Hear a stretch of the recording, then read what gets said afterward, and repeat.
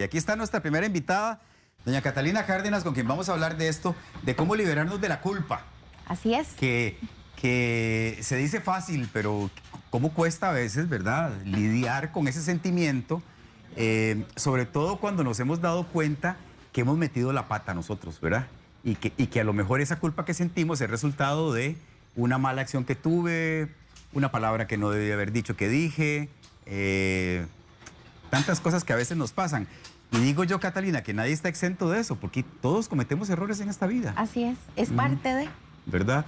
Entonces, bueno, queremos que ustedes participen también con sus puntos de vista, sus opiniones. Si nos quieren contar algo, bienvenidos. Y queremos desarrollar una conversación bien bonita hoy viernes en la mañana. ¿Cómo es el sentimiento de culpa? A ver, ¿cómo yo reconozco que tengo culpa? Bueno, vamos a ver. Primero definámosla, ¿verdad? Porque entonces si sabemos qué es, de repente... Yo creo que donde vos la mencionás, Randall, todo el mundo sabe que lo ha sentido en algún momento, ¿verdad?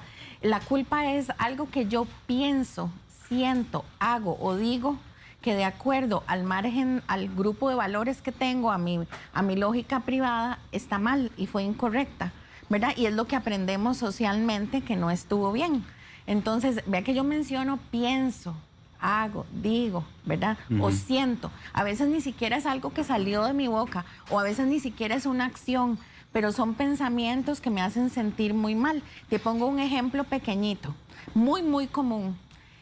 Las mamás cuando se sienten agotadas al final del día, porque la jornada es, ¿verdad? Los deja exhaustas. Es extenuante, esa es la palabra. Gracias. Entonces, precisamente, después de un día donde yo tuve trabajo, y más ahora en cuarentena, ¿verdad? Con la cuestión de la pandemia, tuve trabajo de mi trabajo laboral, tuve trabajo porque dentro de casa también se trabaja, ¿verdad? Por supuesto. Mucho trabajo en casa, tuve que cuidar a los chiquitos, apoyarlos ahorita que volvieron las clases, hacer tareas en casa también o escuela en casa, todas las funciones que hay que hacer, que ojalá todo el mundo tuviera un compañero de vida que asuma taco a taco el asunto, pero no es la historia de todos. Entonces, ¿qué pasa al final del día? Que a veces dicen, Dios mío, que se desconecten un ratito, estoy agotada, no puedo con esto, ya váyanse a dormir, o en el fondo desea que estén dormidos desde las 6:00 porque de verdad está agotada, ¿verdad? No porque sea una persona, ¿verdad?, como mala madre, ni mucho menos. Y ahí está el problema. Ahí está el problema. Hemos introyectado que la maternidad es otra cosa, llena también de romanticismo, ¿verdad? Pero entonces ahí empieza la mamá a sentir culpa. ¿Cómo puedo yo desear que ya estén dormidos? Ay, no, ¿cómo es posible? ¿Qué estoy pensando? Si soy una mala mujer. O soy una mala mamá por pensar esto. Y en realidad es lógico, es una jornada cansada. Es como el trabajo. Yo estoy segura que te gusta tu trabajo, Randall, claro. Se te nota. Y a mí también me encanta mi trabajo. Y eso no significa que al final de una jornada a veces no se sienta uno cansado. Entonces uno puede decir, uy, qué cansado estoy, pero inmediatamente, ay, no, Dios, que no, ¿cómo pienso yo esto? Si gracias a Dios tengo trabajo en medio de todo lo que estamos pasando. Una cosa no quita la otra. Reconocer la emoción del cansancio no significa que no estemos agradecidos ni con los hijos, ni con la vida, ni con el trabajo y con todo. Pero entonces, de acuerdo al marco de valores que tenemos, se nos ha dicho que no debe ser así. Y entonces viene la culpa. Ve qué interesante que a veces no son cosas ni siquiera que uno haga. Es que piensa o siente. Y por supuesto, con mucho más razón, como lo conversabas ahora con Nancy, cuando es algo que efectivamente uno hizo que no está bien de acuerdo a la lógica privada y a la lógica que compartimos en familia o en pareja o con amigos, y obviamente esa culpa, pero bueno, ya vamos a hablar de eso, esa es buena, porque esa nos permite hacer un proceso de introspección y decir, esto no estuvo bien. Bueno, está interesantísimo eso, porque no toda la culpa es mala, entonces, por lo que se desprende de lo que me estás diciendo, pero ya vamos a conversar de cuál culpa es buena. Con Catalina definimos algunos elementos que influyen en la culpa y vamos a colocarlos en pantalla para que ustedes los repasen aquí junto con nosotros. Baja autoestima, falta de autoconfianza, perfeccionismo. Digo, la gente que no se permite fallar se siente muy culpable cuando ocurre, porque todos fallamos en algún momento de nuestra vida, nadie es perfecto. Y esto me encanta, tener pensamientos rumiantes. Esos son esos pensamientos que están ahí dándole vuelta. Y son agotadores, ¿verdad? Entonces, si yo tengo una baja autoestima, si siempre quiero ser aceptada y querida por los demás, cuando yo me equivoco, cuando hago algo que considero incorrecto, me lleno de culpa porque tengo mucho miedo al rechazo o al abandono. Si tengo falta de autoconfianza, también voy a estar temiendo mi error todo el tiempo. Y eso también trae consigo el perfeccionismo, ¿verdad? Si yo siempre quiero hacerlo todo perfecto. Yo creo que lo hemos dicho otras veces, nosotros debemos abandonar el perfeccionismo y abrazar la búsqueda de la excelencia, que son dos cosas distintas, ¿verdad? No ser mediocre, no, buscamos la excelencia, pero reconocemos que como seres humanos nos vamos a equivocar. Y si yo estoy en el camino de la búsqueda de la excelencia, yo voy a tratar de hacerlo siempre mejor, pero con la conciencia clara de que puede que me equivoque. Y los pensamientos rumiantes, ni para qué, ¿verdad? Como vos decís, precisamente se le llama rumiación del pensamiento, y acordémonos de las vaquitas, ¿verdad? Sí, que mastican miles de veces. Exacto, y para acá y para allá, y para allá y para acá, y así es el pensamiento. Entonces es un pensamiento necio, intrusivo, como un pájaro carpintero, tiqui, tiqui, tiqui, tiqui, todo el tiempo dándole vuelta a la misma idea. Catalina, las personas que son muy perfeccionistas se sienten culpables porque siempre creen, esto lo pude haber hecho mejor. Sí. Sí, acordate que estamos hablando de cosas que pensamos, sentimos, hacemos, ¿verdad? Entonces a veces ni siquiera han cometido el error y ya están temiendo equivocarse.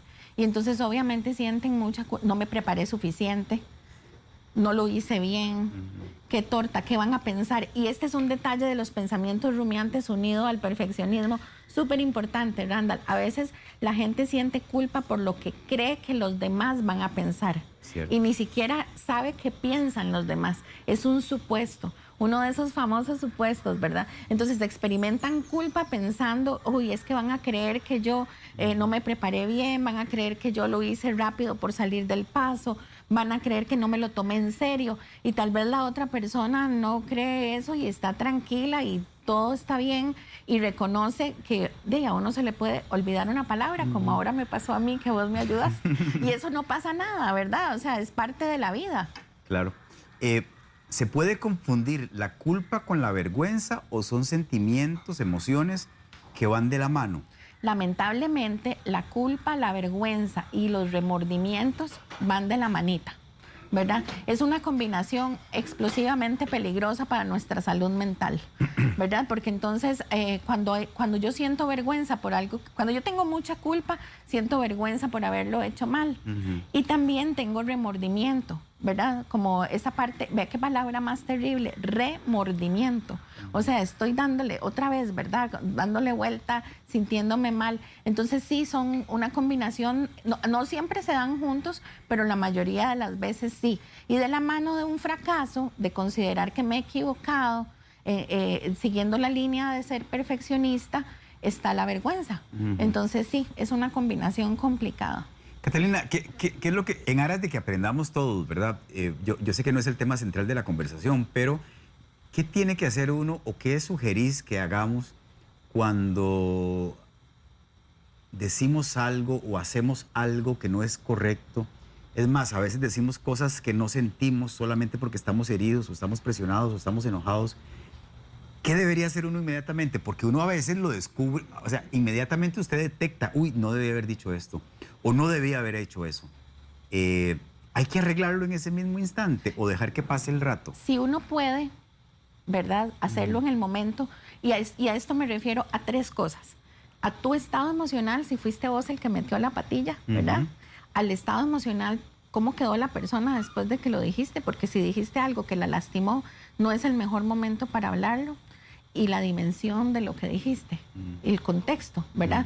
Entonces, de repente, si te das cuenta que te equivocaste y es un buen momento, tomando en cuenta las tres cosas que acabo de mencionar, vos puedes decir, uy, no, disculpe, eso no era lo que yo quería decir, o eso se oyó muy mal, o perdón, hablé bajo el calor del momento. Y podemos conversarlo luego cuando los dos estemos más tranquilos, pero te ofrezco una disculpa porque lo hice de forma incorrecta, ¿verdad? Pero a veces la emoción es tan fuerte que uno reconoce el error, pero mejor no lo conversa en el momento, porque más bien lo puede hacer peor, ¿verdad? Y acordémonos que, bueno, yo en algún momento vine a hablar de eso, y si no me equivoco, también nuestro querido colega Rodrigo también habló del perdón. Una de las cosas que uno tiene que buscar cuando mete la patilla, ¿verdad? Cuando se equivoca así, es brindar una explicación. ¿Por qué lo hice? ¿Verdad? No una justificación, sino una explicación. Es distinto. En una justificación yo estoy diciendo, yo lo hice porque usted me provocó.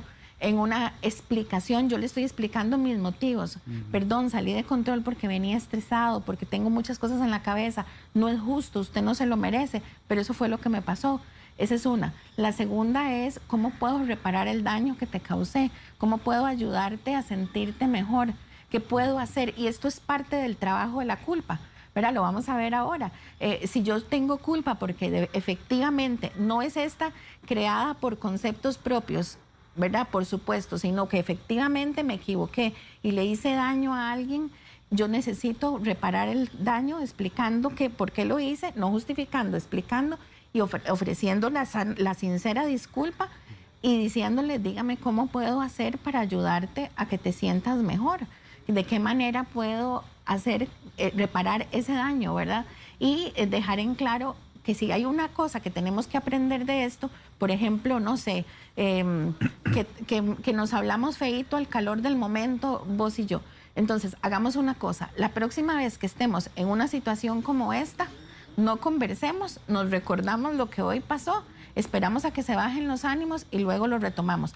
Esto significa tomar acciones correctivas para que no vuelva a pasar, que es parte del tratamiento de la culpa, pero queremos llamarle asumir la responsabilidad del error que cometí. Entonces, el perdón está ligado a esto, porque está ligado que yo me disculpe de una forma completa, porque no hay nada más feo que, sí, perdóname, como, sí, cállate, ¿verdad? Como de sí, la boca para afuera. Como de la boca para afuera o por un compromiso. Y es casi como, oye, ¿verdad? Y no estoy diciendo realmente de corazón, Sí. puchica, Randall, qué pena, de verdad. Y uno lo identifica, además. Claro, no se siente sincero. Entonces, por eso es que decimos que tiene esos pasos. No es nada sofisticado y tal vez todos los conocemos, pero no siempre los hacemos, ¿verdad? Y es importante para sanar mi culpa y para sanar la herida que le causé a la otra persona. Claro. Catalina, yo decía al principio, cuando estábamos en la cocina, que uno a veces carga la culpa por años, de años, y se convierte en una maleta pesadísima, una de las tantas que a veces cargamos y vamos por la vida con ellas, y esa maleta pesa tantísimo que nos impide avanzar, crecer, un montón de cosas que son necesarias en esta vida, porque todos tenemos que evolucionar. Esa es la idea. ¿Cuánto tiempo es normal sentir culpa? Yo no sé si está establecido o si hay algo que te diga, ay, aquí se enciende una luz de alerta y usted ya está metiéndose en un terreno peligroso, ya está rebasando los límites, ya es mejor que busque cómo soluciona esto porque se está convirtiendo en una carga demasiado pesada para usted. Claro, es justo eso. No es un tema de tiempo, sino cuando usted identifica que es una carga demasiado pesada. Cuando usted identifica que está limitando, que es un sentimiento limitante y que los pensamientos alrededor de la culpa son muy limitantes también. Por ejemplo, cuando usted ve que esto afecta a sus relaciones interpersonales, cuando ves que afecta a tus relaciones laborales, cuando ves que afecta a tu trabajo, tu vida. Lo decías ahora, uno tiene que continuar y donde usted ve que está pegadito ahí en ese sentimiento, entonces ese es el momento de buscar ayuda. Esto para algunas personas puede ser poco tiempo porque tal vez es sumamente limitante. Para otras se alarga más porque no es tan limitante, pero cuando te das cuenta ya vas agachado de estar jalando ese salveque. Hay un tema cultural muy interesante, Randall. Cuando uno tiene una mala experiencia con uno mismo o con los demás, uno en nuestra cultura usa mucho el hubiera, ¿verdad? Y nuestra cultura, eso en culpa, es una cosa terrible, porque los hubieran no existen. Usted, a la hora de analizar el momento, la razón, el hecho que genera la culpa, ¿verdad? Cuando usted lo analiza, entonces usted dice, caramba, sí, yo me equivoqué en esto.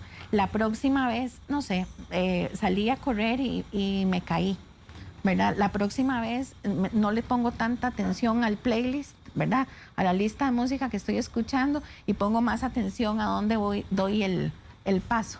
O como me pasa a mí, que me pongo a ver el paisaje y las montañas y cuando me doy cuenta voy ahí casi que besando el piso.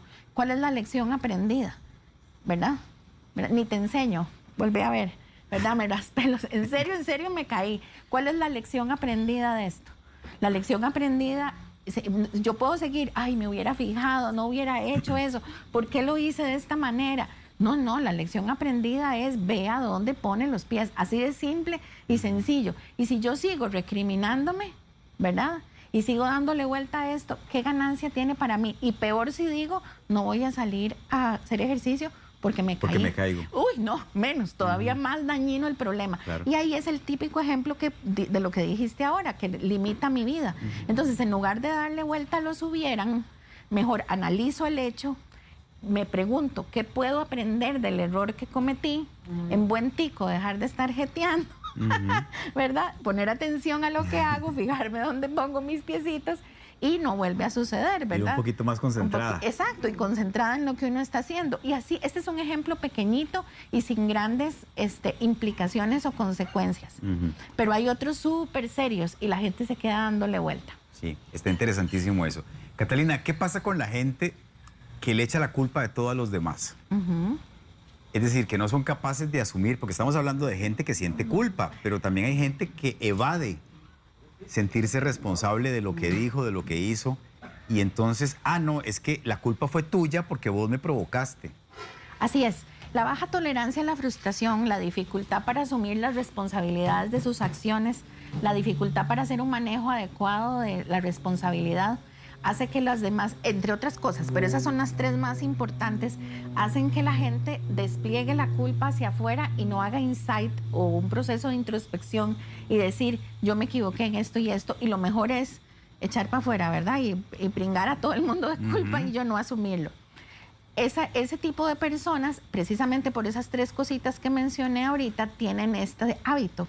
La parte complicada, Randall, es cuando al lado de esa persona hay alguien que por el contrario aprendió a asumir las culpas de los demás y con facilidad se vuelve una persona que llamamos culpógena o culpígena, ¿verdad? En otros países se le dice culpígena, nosotros le decimos culpógena. Entonces, ¿qué pasa con una persona culpógena?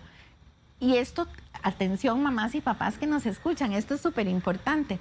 Si cuando yo estoy educando a los hijos, ¿verdad? En este proceso de formar hijos, yo por todo los culpabilizo y busco culpables, los chicos aprenden a vivir o tirando la culpa hacia los demás para no asumir la responsabilidad, o este ejemplo del culpógeno, que lo que va a hacer constantemente es decir, qué torta, sí, me equivoqué.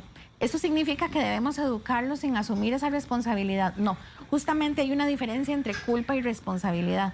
Entonces, si yo sé que tengo que enseñarle a mis hijos y corregirlos porque cometieron un error, entonces lo que hacemos es conversar sobre cómo nos equivocamos y asumir la responsabilidad. Ese es el sustituto sano a la culpa, la responsabilidad. No, yo entiendo que no quebraste el vaso por gusto. La próxima, por favor, ten más cuidado. Que no es lo mismo, Randall, si yo me paro con la pose de la azucarera, ¿verdad? Y hago aquella cara de perro rabioso que se me salen los ojos y digo, ¿quién hizo esto? Y entonces, claro, los chiquitos hasta que tiemblan, todo el mundo se asusta y ahí empieza el que las expide, ¿verdad? El que las lanza a los demás y el que se llena de culpa y dice, soy yo y ya metí la pata y la asume y entonces además dice, ya por esto no me van a querer igual, van a tener un mal concepto de mí.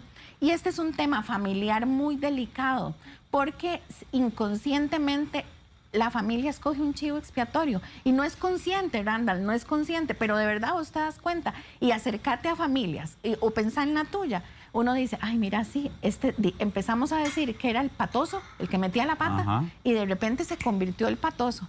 Y eso no es una realidad, es una profecía que se le asigna, una profecía que se le asigna a esa persona. Tiene la culpa de todo siempre. Exacto, y de verdad, vos y lo vas a ver, o sea, la gente, cuando uno pone atención en eso, dice, mira, sí, fulanito siempre le echan la culpa de todo. Tal vez sí empezó con un descuido, tal vez sí era un poco atarantada, pero a partir de ahí todo se acostumbra a hacer esta dinámica, que qué dicha que estamos hablando de esto hoy, para que si nosotros tenemos responsabilidad en casa, rompamos con esas dinámicas que son tan dañinas. Qué interesante, porque se me ocurre que sí, que hay familias donde, es más, le tienen sobrenombre, carne molida, por ejemplo, solo para torta sirve. Así es. ¿En serio? Y nos da risa, pero en el fondo tiene todo un peso y una carga. Y es muy duro porque si eso se circunscribiera a la familia, ¿verdad? Y solo pasara en el núcleo familiar, pero esa persona sale, escuela, colegio, trabajo, universidad,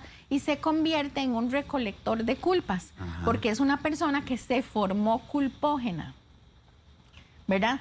O por el contrario, el polo opuesto o la polaridad es yo no asumo culpas de nada. Yo no soy culpable nunca. Nunca, ¿verdad? Entonces nosotros tenemos que buscar un equilibrio que se llama hacerse responsable, que es distinto a asumir culpa, ¿verdad? Como hablábamos antes, si hay una dosis de culpa buena que es asumir, la culpa funcional se llama, que es asumir que me equivoqué y decir, puchica, sí, me equivoqué, ¿qué fue lo que hice mal? Analizarlo.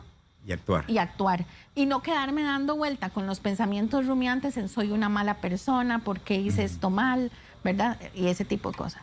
Bueno, vean, hay muchos comentarios de ustedes y eso me encanta porque me parece que estos temas se prestan mucho como para que interactuemos.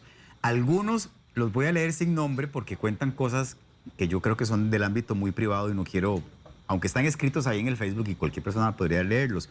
Pero este de Marianela Solano, y lo digo con todo nombre y apellido porque me parece que plantea algo bien interesante. Le pregunta a Marianela, y cuando se sienten culpas que no se deben cargar, como las heridas de la infancia, cuando se culpa por las decisiones que otros tomaron. Claro, muchos niños cargan con culpas de acciones que ni siquiera cometieron, que no eran de su responsabilidad, que no eran de su ámbito, que no podían controlar. Esto es tan doloroso, porque hay niños que cargan con culpa y con responsabilidad del alcoholismo de sus papás. Por ejemplo. Hay niños que cargan con culpa y con la responsabilidad de la violencia doméstica de su hogar y que se preguntan, adultos, ¿qué pude haber hecho para que fuera diferente? Cuando nunca estuvo en sus manos hacer eso, ¿verdad? Nunca estuvo en sus manos corregirlo. O, por ejemplo, el abuso sexual también, ¿verdad? Y es súper lamentable porque un niño no tiene la culpa de nada, de nada. Te voy a poner un ejemplo, Randall, de algo que pasa. A veces atendemos señoras víctimas de violencia doméstica que están empezando este proceso de empoderamiento para romper este ciclo. Y cuando dicen, es que no me ha vuelto a pegar, pero yo pensándolo bien creo que tengo un poquito de culpa. Porque yo dejé cáscara en el huevo. Yo hice el huevo y se me fue un poquito de cáscara. Y yo creo que sí, o sea, está mal que me pegara, pero yo dejé la cáscara. Wow. No hay ninguna razón que justifique la violencia doméstica. Y si efectivamente me equivoqué y se me fue un poquito de cáscara, ¿verdad? Eso no significa que yo sea un desastre y que por lo tanto tenga que castigarme y violentarme físicamente o psicológicamente. O estoy pensando en algo que me parece terrible, que da para otro tema, pero que es como mucha gente culpa a algunas mujeres, en este caso, de ser víctimas de violencia porque lo provocan por su forma de vestir, por ejemplo. Por ejemplo. Es que andas demasiado tallada, es que andas demasiado corta, es que andas demasiado... Escotada. O Chingoleta. sea, como si la forma de vestir implicara, yo quiero que me violen, yo quiero que me falten el respeto, yo quiero que me digan vulgaridades. Me parece increíble estar hablando de este tema en el 2021, pero todavía eso pasa. No, Randall, y es tan importante y ojalá lo pongas por ahí como algo en lo que tenemos que generar una cultura donde la gente no asuma este tipo de culpa que es muy particular, ¿verdad? Sí. Que no cargue, como nos decía Marianela en el mensaje, con una responsabilidad que no le corresponde. Porque lamentablemente vivimos en una sociedad que por el machismo y el tema patriarcal, la gente no asume la culpa al que la necesita asumir para cambiar, para buscar ayuda, para aislarse, no sé, para ver qué hace, para corregir sus conductas inadecuadas, malas, violentas, lo que sea, sino que la asume la persona que precisamente pasa por este proceso. La víctima asume la responsabilidad. Claro, porque no solamente están quienes señalan con el dedo, es que usted tal, sino que esa persona, creo que de recibir tantas observaciones de ese tipo, termina pensando, uy, es cierto. Y no solo eso, una cultura que lo promueve y lo sostiene. Y además, acordémonos de los hubieran, que en esta cultura son súper fuertes, ¿verdad? Entonces, no hubiera pasado esto. El ejemplo que pusiste de la vestimenta, entonces, ¿por qué a abuelitas les pasa? ¿O por qué a personas que tienen por su estilo de vida o por su vocación trajes que no son para nada seductores ni por el estilo. Entonces, no, pasa porque hay una persona que se cree en la posibilidad de pisotear los derechos de otras. No es culpa nunca de la víctima, nunca. Pero lamentablemente la sociedad hace eso, ¿verdad? Y uno mismo a la hora de repetir cosas como no salga así porque le va a pasar algo, ¿verdad? Es cierto. Exacto. María Elena Fallas, yo tuve culpa cuando tuve a mi hija hace 5 años, me dio depresión posparto y sentí culpa los primeros meses porque yo no la bañaba por miedo. Me sentía mala madre y hasta el día de hoy me siento con culpa de haber perdido muchos momentos importantes en la vida de mi hija en esos primeros meses de vida. Creo que hay mucha gente que a lo mejor podría estarse identificando con lo que María Elena, gracias por cierto por compartir eso con nosotros, nos está narrando. María Elena pone sobre el tapete un tema muy importante, Randall, que está invisibilizado, que es la depresión postparto, ¿verdad? Esta es una depresión que es real. O sea, la gente cree que lo que no se ve, porque te rompiste el pie o porque te ves un colorcito diferente o algo que no se nota físicamente, no existe. ¿María Elena podía controlar eso? No, no estaba en sus manos controlarlo. Realmente le impidió ejercer el rol de la maternidad como ella hubiera querido. Sí, efectivamente, pero ¿estaba a su alcance poder hacerlo distinto en ese momento? No, tenía una enfermedad. La depresión postparto es una enfermedad. Entonces, ¿qué pasó después de esos 5 meses? No nos dice cuántos años tiene ahorita. No. Pero imagínese cuántos, no sabemos, 3 años, 5 años, versus 5 meses.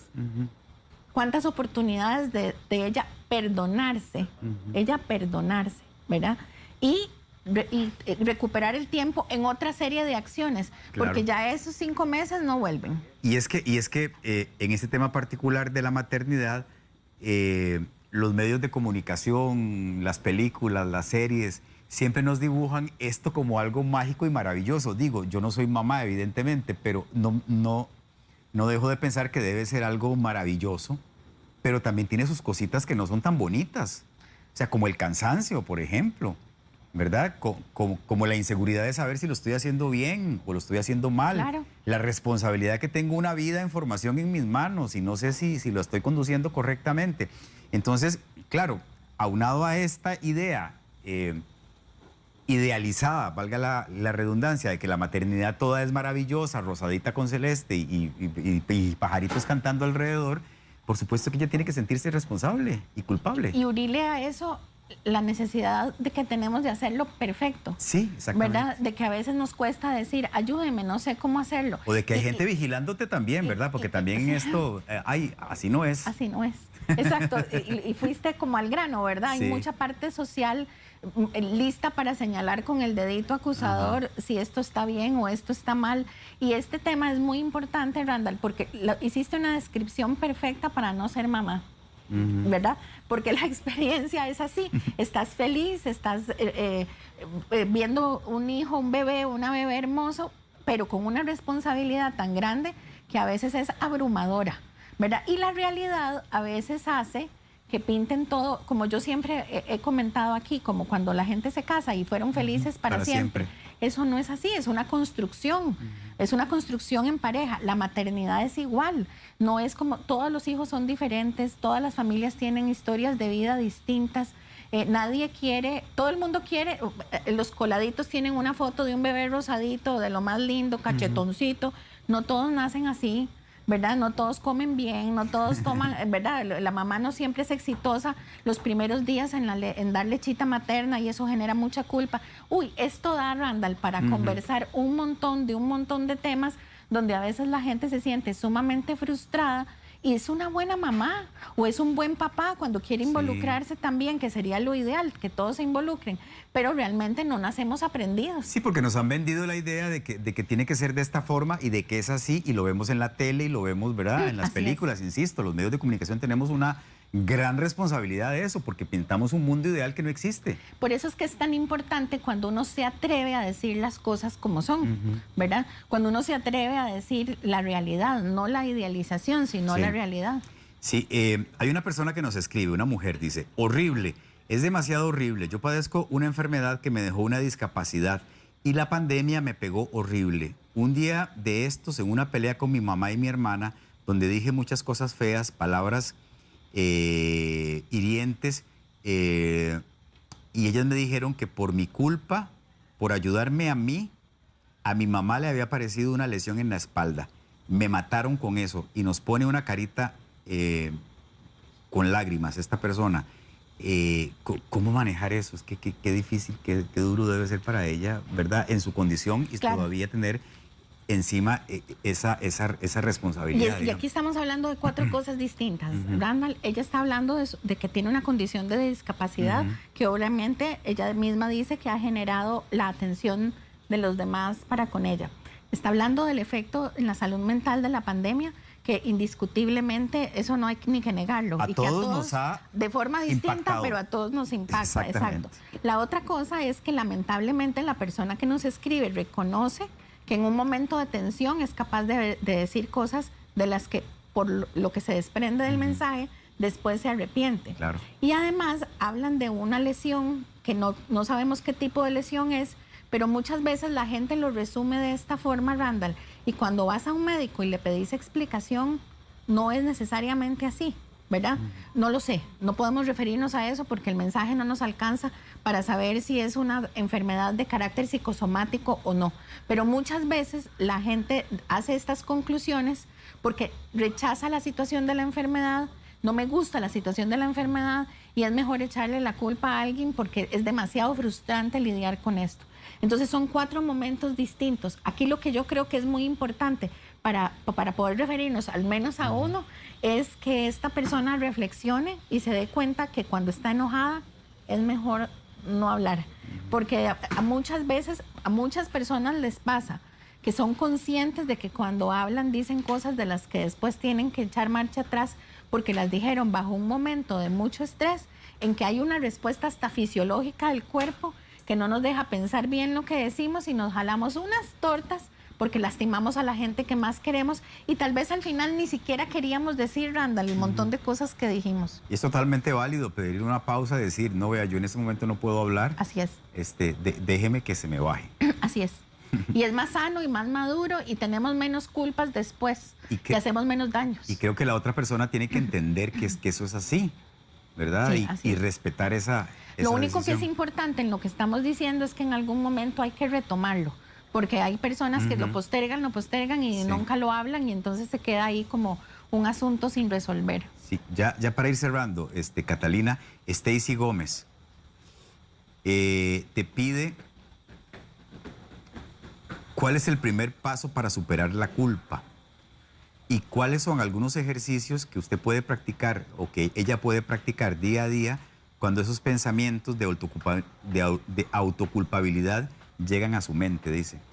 Ok, vamos con la primera pregunta, que es ¿qué es lo que debo de hacer como primer paso? El primer paso es analizar el hecho que me genera culpa. Porque si yo analizo este hecho y yo me doy cuenta, ok, vamos a ver, ¿esta culpa es real o es una culpa que viene construyéndose socialmente? Por ejemplo, como ella no nos pone ejemplos, uno trabaja con adultos jóvenes o con adolescentes que los papás se divorciaron cuando tenían 3 o 5 años y por alguna razón en su forma de pensar se sienten culpables de ese divorcio. Esa es una culpa completa y absolutamente, ¿qué? Irracional, totalmente irracional. En cambio, si yo analizo el hecho y yo me jalé una torta y efectivamente causé daño, yo asumo las consecuencias de ese daño, pido las disculpas del caso. Si está la persona con la que yo puedo hablar, disculparme y reparar el daño, como hablamos antes, lo hacemos. Y Randall, si no está, yo escojo algo altruista que a mí me ayude a liberar esa culpa. Esa es una posibilidad. Pero realmente aquí lo importante es entender si yo tengo responsabilidad sobre el hecho. Porque con toda esta construcción social que hemos hablado hoy sobre la culpa, hay culpas que no son reales, que son fruto de esa construcción social, como creer que todo es perfecto en la maternidad o como creer que después de que uno se va a vivir junto, todo va a ser perfecto por magia, ¿verdad? Por los siglos de los siglos. Exacto. Además. Entonces, todo este tipo de cosas tiene que uno analizarlas porque donde te das cuenta que no es así, ¿verdad? Es donde vos decís, ah, caramba, no, entonces yo tengo que soltar esto. ¿Cómo lo suelto? El primer paso es el análisis. Y el segundo es, ok, ¿qué aprendí de esto para no volverlo a repetir? Y una vez de que hago el segundo, de qué aprendí de esto para no volverlo a repetir, es, ok, ¿qué me sigue generando esta culpa? ¿Por qué sigo pegado a este sentimiento? ¿Qué utilidad tiene? Porque además, Randall, a veces la gente, y este es otro tema complicadito, hay veces que la gente pasa de sentirse culpable a victimizarse, que esa es otra historia, la victimización, que conocemos mucha gente que vive victimizándose. Entonces, ojo, hay que tener cuidado, porque si uno no lo supera, no hace este insight o análisis de por qué me estoy pegadito a la culpa, fácilmente lo convierto en una muletilla a la hora de relacionarme con los demás.